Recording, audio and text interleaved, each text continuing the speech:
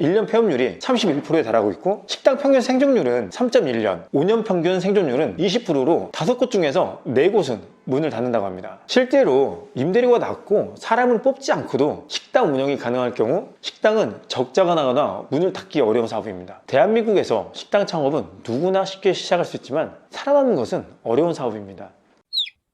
안녕하세요. 현재 700개 이상의 외식 매장을 운영하고 있는 임사부 임정훈입니다. 저는 롯데호텔 셰프로 시작해서 다수의 외식 프랜차이즈 회사 메뉴 컨설팅을 했었고 20여 개 이상의 다양한 외식 사업 브랜드를 직접 만들어서 운영을 했던 경험이 있습니다. 또한 장사왕 임사부라는 유튜브 채널을 운영하고 있으며 외식업에 관심이 있거나 현재 운영 중인 분들에게 좋은 정보를 공유하고자 유튜브도 하고 있습니다. 장사하시는 분들의 제일 중요한 부분 중에 하나가 생존이잖아요. TV에서는 유용 맛집이 되어서 큰 돈을 벌고 있는 서민 갑부들의 얘기가 넘쳐나고 있고 식당을 창업하면 월 억대가 넘는 매출과 수천만 원이 넘는 수익을 낼 수 있다고 광고하는 업체들이 굉장히 많습니다. 그런데 과연 그럴까요? 2018년 외식 중앙회 자료를 보면 식당 400개 중에서 125개가 폐업을 해서 1년 폐업률이 31%에 달하고 있고 식당 평균 생존율은 3.1년, 5년 평균 생존율은 20%로 5곳 중에서 4곳은 문을 닫는다고 합니다. 5년 평균 생존율 20%는 다른 업종 대비 50%나 낮은 업계 최저의 생존율입니다. 다시 말해 식당을 창업하는 100명 중에 80명은 5년 안에 투자금을 다 잃고 망한다는 얘기입니다. 더 안타까운 건 이분들의 투자금이 대부분 빚이란 데 있습니다. 자영업자의 1인당 대출금은 계속해서 늘어나 얼마 전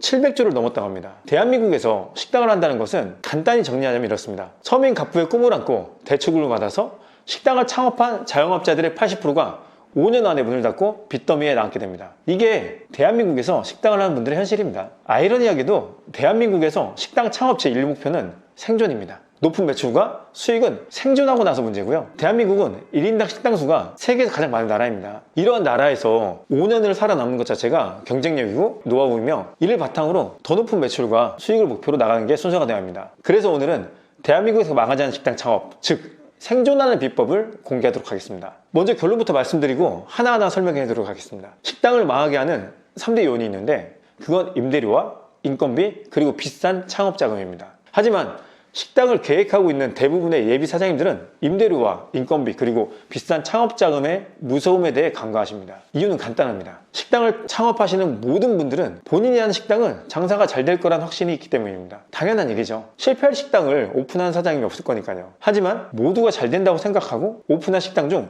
25%는 1년 안에 문을 닫고 80%는 5년 안에 문을 닫습니다. 그리고 반복해서 말씀드리지만 이렇게 문을 닫는 가장 큰 이유는 임대료와 인건비 그리고 비싼 창업자금 때문입니다. 실제로 임대료가 낮고 사람을 뽑지 않고도 식당 운영이 가능할 경우 식당은 적자가 나거나 문을 닫기 어려운 사업입니다. 많은 식당이 문을 닫는 이유는 적자가 누적되기 때문이고 적자는 임대료와 인건비 그리고 창업자금 때문에 발생합니다. 다시 말해 임대료와 인건비 그리고 창업자금 비중을 최대한 낮추는 길이 생존의 핵심입니다. 그럼 임대료부터 자세히 한번 알아보겠습니다. 식당 운영에 있어서 임대료가 부담이 되는 건 당연한 일입니다. 유동인구가 많은 역세권이나 유명 상권은 제외하고도 웬만한 상권에서도 임대료는 100만 원을 쉽게 넘는 게 요즘 시세입니다. 그렇다고 사람들의 이동이 없는 곳에서 장사를 하는 것은 더 어렵습니다. 손님들이 찾아오지 않기 때문이죠. 임대료는 특히 장사가 안 되는 매장일수록 큰 문제가 됩니다. 매출이 작을수록 임대료 비중은 커지게 됩니다. 월 내야 할 임대료가 300만 원인데 월 매출이 3천만 원이라면 임대료 비중이 10%지만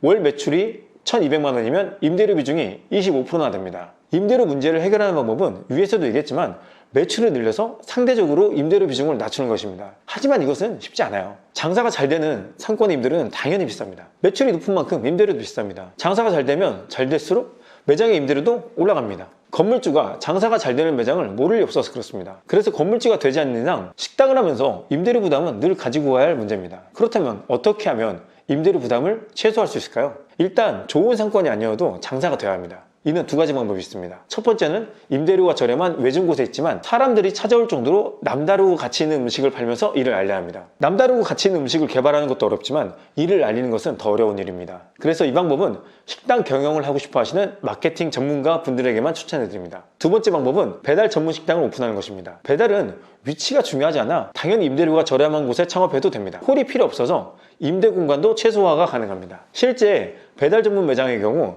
주방만 필요하게 5평 정도에서 시작하시는 분들도 있습니다. 저희 브랜드를 운영하는 사장님들 중에서도 월세가 30에서 50만 원 사이인 분들도 참 많습니다. 임대료 부담에서 해병되면 일단 생존 가능성이 50%는 올라간 겁니다. 그러면 로드샵 시작은 어떻게 하나 궁금하실 건데 저라면 우선 제가 하고픈 아이템을 고객 반응을 보기 위해서 최소의 자본 투자를 통해 매장을 오픈할 것입니다. 공유 주방을 이용해서 시설 투자비 등을 최소화해서 배달을 통해 고객 반응을 먼저 살펴보는 겁니다. 같은 브랜드를 운영하는데 서울과 부산의 입맛의 차이가 있듯이 꼭 내 아이템을 테스트해봐야 합니다. 반응이 좋으면 이때 로드샵을 하셔도 됩니다. 반응이 좋지 않으면 이걸 다시 보완하거나 다른 아이템으로 바꾸는 게 좋죠. 배달 매장의 가장 장점이 이렇게 아이템을 바꾸기 쉽다는 거니까요. 아이템이 바뀐다고 해서 시설이 바뀌거나 인테리어가 바뀌는 등 큰돈이 들어가지 않기 때문입니다. 정말 어떤 게 잘 될지 아무도 모릅니다. 그렇게 최대한 많은 테스트를 해보고 그리고 나서 반응이 좋으시면 꼭 매장을 열었으면 합니다. 식당을 망하게 하는 두 번째 이유인 인건비에 대해 이야기해 보겠습니다. 인건비 해결에 가장 쉬운 접근 방법은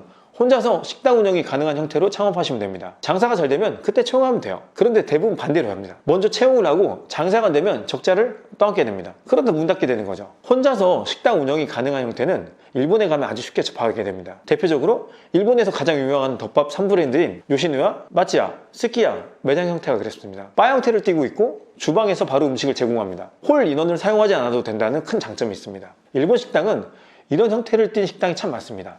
그만큼 일본 식당은 인건비에 대해 민감하다는 얘기입니다. 그들이 인건비에 민감한 이유는 너무나 당연합니다. 식당이 적자를 보는 큰 이유 중 하나가 바로 인건비에 있기 때문입니다. 저도 우연찮게 현대백화점 지하 델리에 입점한 적이 있었습니다. 투자비는 아주 작게 들어갔었죠.